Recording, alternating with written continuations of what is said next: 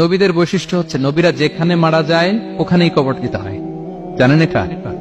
বিষ্ণু ইসলাম মারা গিয়েছিলেন আম্মাজান আয়েশা রাদিয়াল্লাহু তাআলার ঘরে, বলে ওখানে বিষ্ণু ইসলামের কবর রয়েছে, ওখানেই কবর।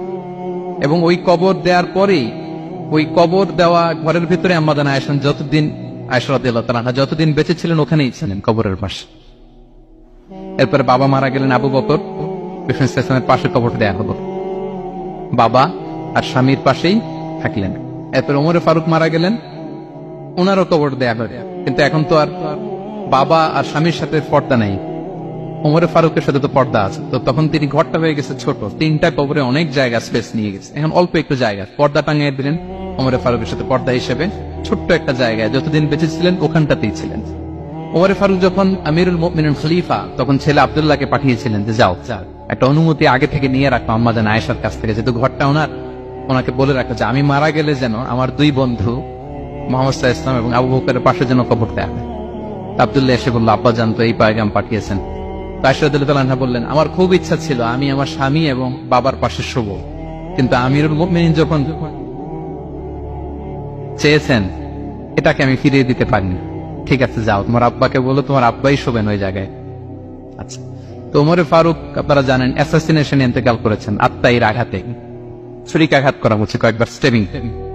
এত জখম হয়েছে, দুধ দিলে ওই জায়গা দিয়ে দুধ বের হয়ে যায় না, বীজ পানি দিলে বের হয়ে যায়। তো সবাই বলল, আমিরুল মুমিনিন আপনি এবার ওসিয়ত করেন, কে হবে আপনার পরে লিডারশিপ, কে নিবে? মুসলিম উম্মাত অনেক বড় হয়ে গেছে। তখন তিনি ওসিয়ত করলেন এবং ছেলেকে আব্দুল্লাহকে আবার বললেন যে আব্দুল্লাহ আবার যাও, যে আম্মা জানের থেকে অনুমতি নাও। বলতেছে অনুমতি না নিলাম আর অনেক আগে, উনি তো বলছে আপনি মারা গেলে ওখানেই শোবেন। বলতেছে না, তখন আমি আমিরুল মুমিনিন ছিলাম, এখন তো কিছুক্ষণ পরেই মারা যাবে, এমনও হতে পারে আমার ভয়ে বা লজ্জায় তখন অনুমতি দিচ্ছে, এখন আর দিবেন, আবার যাও। আবার গেল, আয়েশা রাদিয়াল্লাহু তাআলা আনহা বললেন, না এখন আমি আগের কথার উপরে আছে, তোমার আব্বাই সেখানে শোক। সুবহানাল্লাহ। ওমরে ফারুক ওখানে শুলেন, তখন তিনি পর্দা আরম্ভ করলেন আম্মাজান আয়েশা।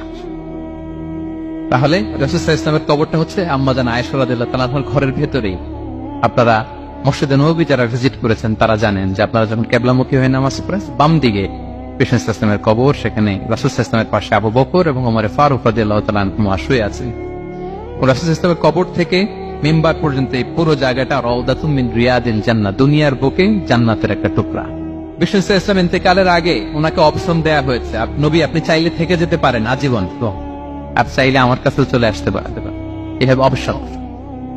বিষ্ণু সাল্লাল্লাহু আলাইহি ওয়াসাল্লাম তার রবের সাথে সাক্ষাৎকে চুজ করেছেন এবং ইন্তেকালের আগে তিনি পড়েছিলেন, আল্লাহুম্মা গফিরলি ওয়ারহামনি ওয়ালহিকনি বির-রফিকিল আ'লা, আল্লাহ আপনি আমাকে ক্ষমা করুন, আল্লাহ আপনি আমার প্রতি রহম করুন, আল্লাহ আমি আপনার সান্নিধ্যে যেতে চাই, পৃথিবীতে থাকতে চাই। সুবহানাল্লাহ। অপশন দেওয়া হয়েছে, আপনার অপশন দেওয়া হবে, হ্যাঁ চাইলে আজীবন থাকেন। আমরা অপশন পেলে তো বলতাম আল্লাহ যা হয়েছে এখানেই থাকতে চাই, কি বলেন? বিষ্ণু সাল্লাল্লাহু আলাইহি ওয়াসাল্লাম বলেছেন ইলা রফিকিল আ'লা, হে আল্লাহ আমি আপনার সান্নিধ্যে যেতে চাই। বিষ্ণু সাল্লাল্লাহু আলাইহি ওয়াসাল্লাম ইন্তেকাল করলেন এবং উম্মার জন্য এটা সবচাইতে বড় ফিতনা এবং পরীক্ষা ছিল, এর চেয়ে বড় কষ্টদায়ক বিষয় ছিল না উম্মার জন্য বিষ্ণু সাল্লাল্লাহু আলাইহি ওয়াসাল্লামের ইন্তেকাল। তিনি যখন ইন্তেকাল করলেন সাহাবারা পাগলের মতো হয়ে গেল। ওমরে ফারুক উনি বিশ্বাসই করে না, মানে আমার নবী মরতে পারে এটা উনি ভাবতেই পারেন। উনি নাঙ্গা তলোয়ার বের করে বলতে আরম্ভ করলেন, যে বলবে মুহাম্মদ মারা গিয়েছেন তার গর্দান উড়িয়ে ফেলবেন। পরিস্থিতি অত্যন্ত ভয়ঙ্কর। আবু বকর রাদিয়াল্লাহু তাআলা আনহু তিনি আয়াত তেলাওয়াত করলেন, ওমা মুহাম্মাদুন ইল্লা রাসূল ক্বাদ খালাত মিন ক্বাবলিহির রুসুল,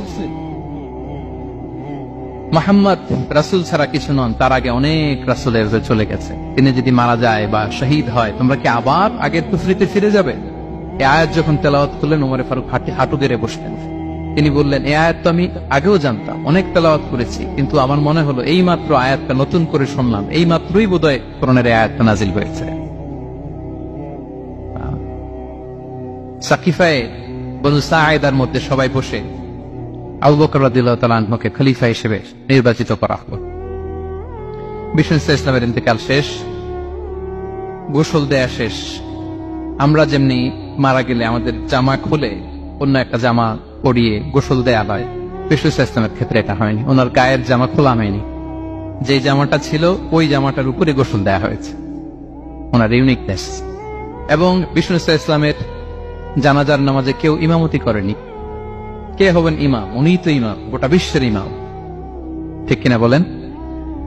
কে হবে ওনার জানাজার ইমাম? কেউ না। সাহাবারা ডিসাইড করলেন কেউ ইমামতি করবে না। 5-7 জন করে দরজা দিয়ে, এই দরজা দিয়ে ঢুকে নিজেরা জানাজার নামাজ পড়ে ওদিক দিয়ে বের হয়ে যাচ্ছে। এইভাবে পুরা উম্মাহ সব সাহাবারা নিজেরা জানাজার নামাজ পড়েছে।